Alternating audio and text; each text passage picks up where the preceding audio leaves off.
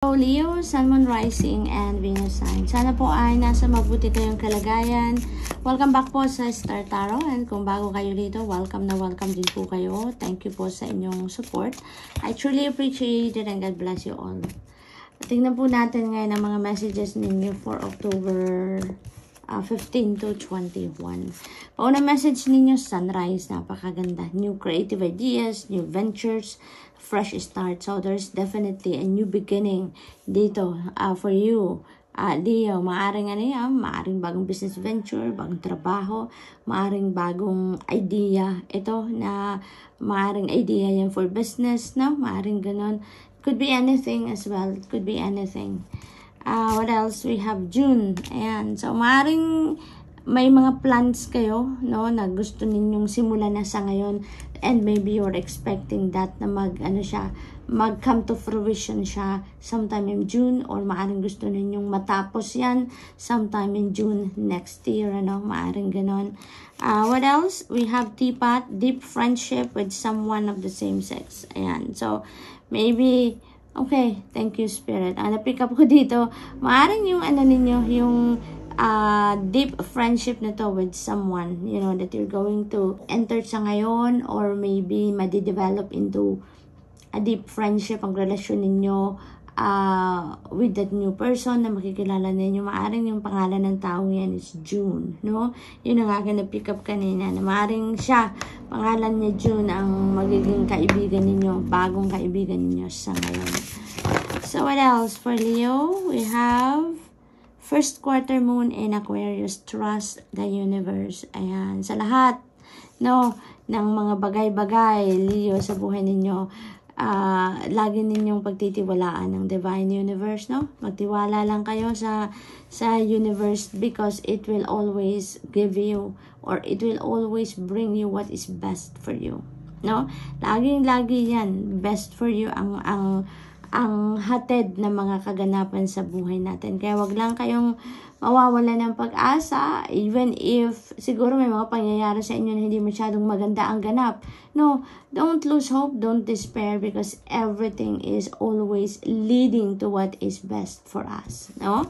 So what else? We have last quarter moon in Aquarius. Reflect on your priorities, Leo, no?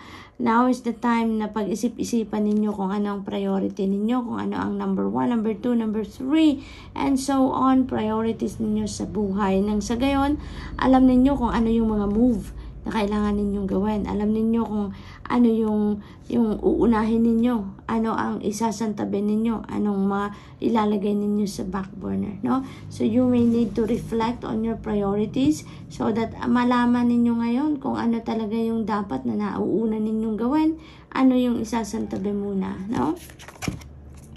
Full moon in Scorpio, breathe through the tension.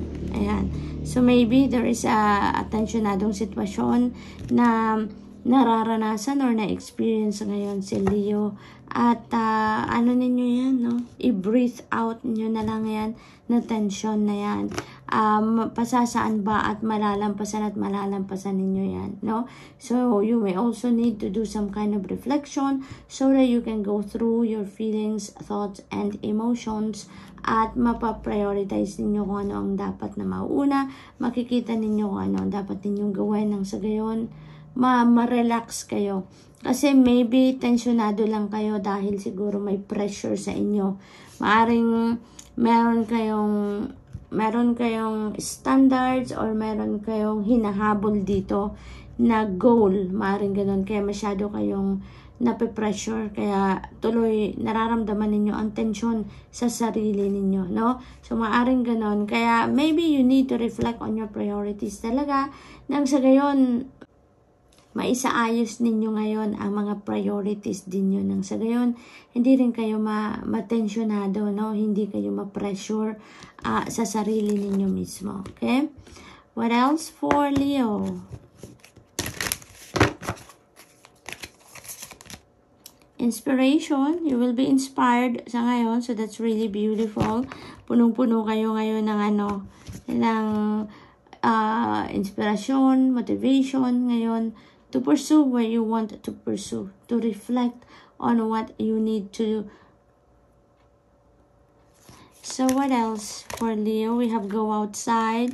Ang iba sa inyo dito, Leo, maaring hindi nakakalabas, ano? Maaring you've been working from home for so long na at siguro at the end of the day, pagod na kayo, no? Sa maghapon na trabaho sa loob ng bahay. Plus, at the end of the day, syempre, maaring kayo pa rin din yung nag-aasikaso din ng aasikasuhin sa bahay, mga bata, mga asawa, pagluluto, yung ganun pag-aasikaso ng pamilya. That's why maybe you don't have time to go outside and spend time with nature. Kaya ito yung panawagan din sa inyo, Leo, no? To go outside. I-ano naman ninyo, i-embrace naman ninyo ngayon ang nature spirit, no? I-enjoy ninyo dito yung nature naman, no? Dahil isa pa dyan, very healing at very therapeutic kasi, di ba?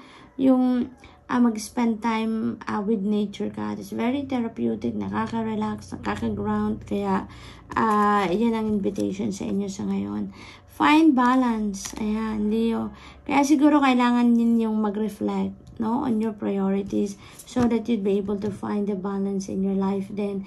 Kasi maybe you're just focusing on one or two things, one or two or three areas of your life, and yung iba maaring na-overlook na ninyo. May ibang area ng buhay ninyo na kailangan din ng iyong attention, but maybe hindi niyo nabibigyan ng attention. So you may do some kind of reflection talaga what your priorities are and ano yung napakahalagang bibigyan din ninyo ng atensyon, no? Like your well-being, 'di ba?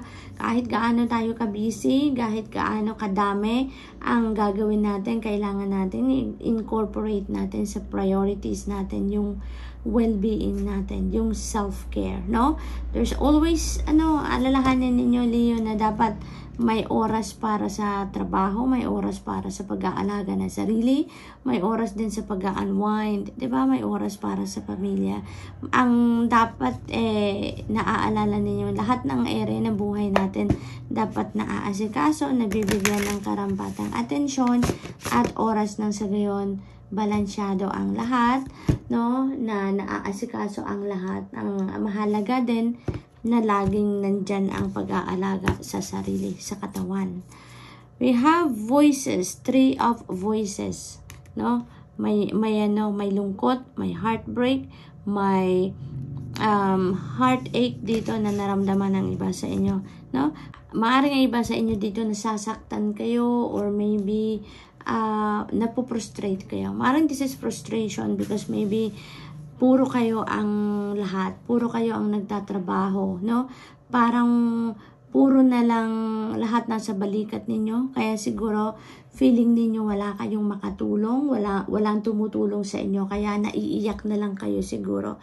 Yan ang napipick up ko with the go outside card and the find balance, no? Maaring nape-pressure kayo ng sobra-sobra, kaya hindi rin kayo makapagsalita, hindi kayo makapagreklamo because siguro ayaw din ninyong lumabas na parang nagko-complain kayo sa pamilya, no? Maaring ganon. But what I'm feeling here is maaring disappointment ito sa mga kasama. Parang ang naririnig ko dito, it's all me, no? It's all me. Lahat nakapatong sa balikat siguro ninyo, Leo, ang gawain, ang obligasyon, responsibilidad sa pamilya. Kaya ang parang nadi-disappoint din kayo sa mga kapamilya ninyo na hindi kayo matulungan, no? Parang umaasa na lang sa inyo lahat, no? Pati pakitrabaho sa bahay sa inyo pa rin. So yun ang napipick up ko dito. But of course, this is not going to resonate with everyone, Leo. Just take as it resonates, okay? 4 of materials. Ayan, so this is about money, no? This is about money. So maaring ang iba sa inyo breadwinner siguro ng pamilya, no? Maaring kayo yung breadwinner ng pamilya dito. So most of your money siguro talagang na ibibigay na ninyo sa pamilya, na ibibigay ninyo na ilalagay ninyo doon sa sa needs ng pamilya, no? And ang napipick up ko din dito, manage your money wisely, Leo. Wag lahat ibibigay, wag lahat panggastos, no? Save for the future as well. Save for yourself as well dito, Leo, no? Manage your money wisely. Yun ang aking napipick up dyan. We have Muse of Voices. Ayan, so this is about, clarity, no? Maaaring ang iba sa inyo naghahanap dito ng clarity. Siguro naghahanap din kayo ng opinion din ng ibang tao dito. Maybe you need some kind of advice that will give you some clarity. Maaring hindi lang about sa pera, hindi lang about sa pag-save, but also in general, no? Kasi ang napipick up ko dito, you know, most of you siguro, Leo, are single pa, no? Parang yan ang nararamdaman ko ngayon. Maaring ang karamihan sa inyo dito na nakikinig is single pa, or maaring single parent, maaring ganon. Kaya parang nasa inyo lahat, nasa balikat ninyo. Single kayo, pero parang ang bigat-bigat ng inyong responsibilidad sa inyong pamilya, no? Yun ang akin napipick up dito. Maybe ang iba sa inyo is needing someone na tulong sa inyong malinawan ang inyong isipan, kasi maaring may mga plans kayo of pagmamanage ng kaperahan ninyo in a effective way, yung mga ganon, or maaaring meron kayong clarity na hinahanap regarding a certain situation na personal, no? So maaaring ganon. So if you feel like sa pagkukonsulta sa mga professionals is going to help you, Leo, na gumaan ang inyong pakiramdam, malinawan ang inyong isipan, then go for it. Okay? So, good luck to that. And that's all I have for you for today. I hope nakatulong ang mga mensaheng ito in some way. Thank you for watching. Love and light. Namaste.